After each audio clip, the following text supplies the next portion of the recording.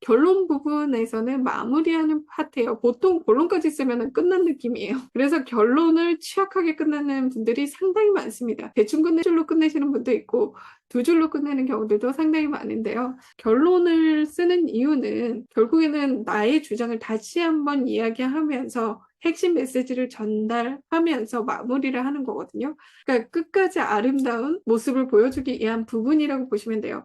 활용장점이 되기 위해서는 결론까지 신경 쓸 필요가 있고, 논지에 맞게 글을 마무리를 하고 인상적인 마무리를 하기 위해서 뭐 비유하거나 묘사하는 경우들도 있고, 혹은 서론과 결론 부분을 수미상관 구조를 만들기도 합니다. 수미상관 구조라는 것은 서론과 결론 부분에서 서로 호응하는 구조로 만들어내는 부분이에요. 시에서 원래 많이 썼어요. 그러니까 운율을 살리기 위해서 수미상관 구조를 만들기를 했는데, 이거를 다른 글쓰기에서도 활용을 하기도 합니다. 즉 서론에서 비유했던 것을 가지고 결론에서 받아서 다시 그 방향을 제시하는 경우들도 있고요. 그렇기 때문에 즉 서론과 결론만 봐도 어떤 내용인지 확실히 알 수 있도록 구성하기도 합니다. 나아갈 방향을 제시하는 경우들이 상당히 있고요. 그러니까 이렇게 함으로써 얻어지는 기대 효과라든지 이렇게 나아가길 바란다, 기대, 바람을 넣는 경우들이 상당히 많습니다. 사례를 통해서 좀 더 보도록 할게요. 요약하며 마무리 정말 많이들 하세요. 요약을 하시는 분들이 상당히 많아요. 반복하는 느낌이 날 때는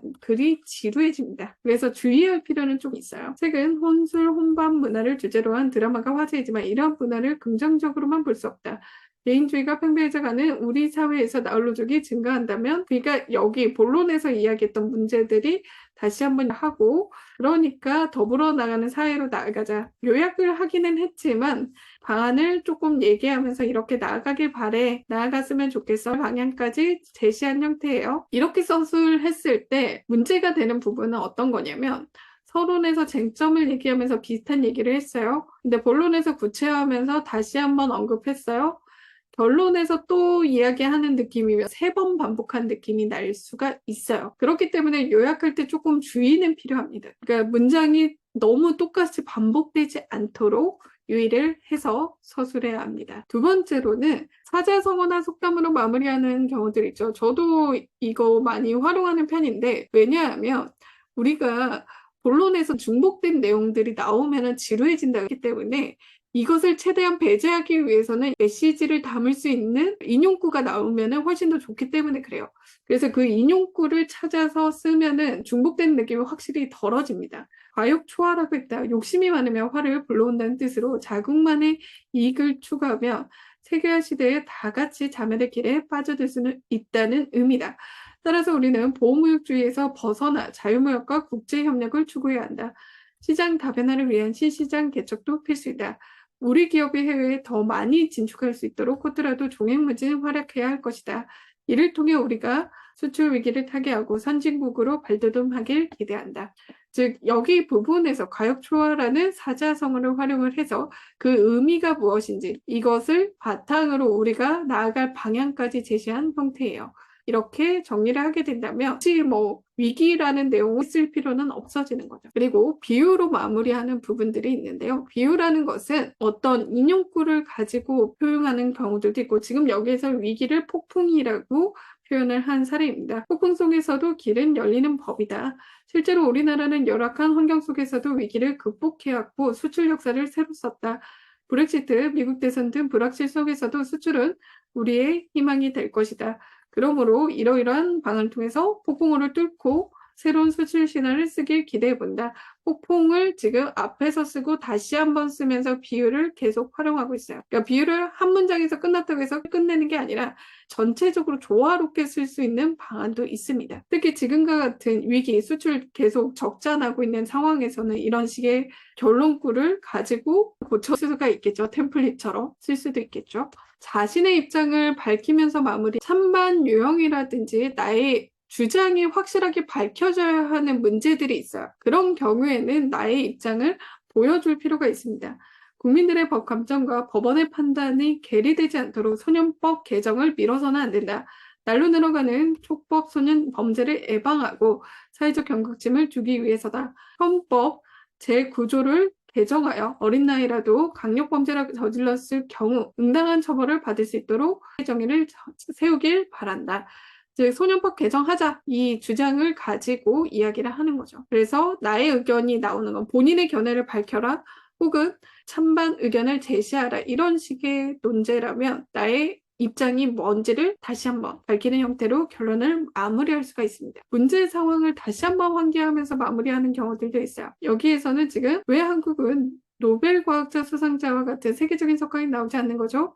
질문을 받은 노벨 물리학상 교수가 이렇게 얘기했다. 한국 사회는 과대한 압력으로 상용화 열정을 해치고 있다. 노벨상을 서두르다고 해서는 안 될 일이다. 대다수 노벨 수상자를 보면 새로운 분야를 연구하고자 하는 탐구심이 지속되어 결과물을 만들었다. 우리도 과학자에게 결과를 재촉하기보다는 호기심이 연구 과정으로 이어질 수 있도록 인식 전환이 이루어져야 할 것이다.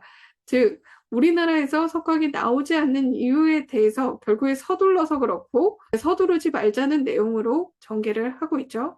글이 끝나는 느낌이 나는 게 가장 중요합니다. 그래서 끝나는 느낌이 나도록 잘 구성을 해주시면 좋겠고요. 이렇게 인용할 수 있는 것들을 찾아서 쓰는 방법도 있습니다. 해결 방안을 제시하며 마무리하는 형태가 있는데요. 해결 방안을 제시하는 형태 같은 경우에는 보통 문제에서 원인을 분석하는 문제가 좀 나오고 결론 부분에서 이러이러한 원인을 살펴봤다 하면서 방안을 제시하는 형태가 종종 있습니다. 그래서 그런 부분에서 해결 방안을 제시하는 경우들이 있고요. 이미 본론에서 해결 방안을 다 충분히 다뤘어 라고 한다면은 결국에는 요약하는 거나 다름없죠. 이거는 이제 해결 방안을 추가로 제시하는 것보다는 그게 끝나지 않은 느낌이 날 수가 있어요. ing처럼 보일 수가 있어서 주의할 필요는 있습니다. 해결 방안을 다루지 않는 부분들이 있었는데 나는 추가적으로 이런 내용까지 정리를 해주고 싶어, 마무리해서 더 언급을 해주고 싶어 하는 경우에는 해결 방안을 활용할 수도 있습니다. G2, 흥상마찰이 심화될수록 대한민국은 괴로운 샌드위치가 될 가능성이 크다. 그럼에도 경랑의 바다를 두려워할 필요가 없길래 그러니까 비유까지도 섞어놓은 거긴 해요. 네, 기민하게 대응하고 공략할 필요가 있다. 이전에 미국이 한국산 세탁기에 불공정 과세를 부과했을 때 WTO가 제소하여 승소했던 경험이 있으므로 무역 분쟁을 선제적으로 대응해야 할 것이다. 301조 정문, 사드 보복 등 대책 또한 미리 마련한다면 위기 속에서도 기회를 마련할 수 있을 것이다. 그러니까 선제적으로 대응하자라는 내용, 지금 우리나라의 상황들에 대해서 설명하는 답안을 쓰고 이것을 그냥 똑같이 그냥 이렇게 심각한 상황이야 이렇게 끝날 수는 없기 때문에 그것에 맞는 방안을 이제 가볍게 다루고 끝나는 형태로 마무리가 지어진 부분입니다. 결론 부분 같은 경우에는 연습이 좀 필요한 파트예요. 잘 마무리를 지으려면 다른 글을 읽을 때 결론이 어떻게 마무리가 되는지를 좀 잘 보면서 내 것에 적용하려고 연습을 할 필요가 있습니다.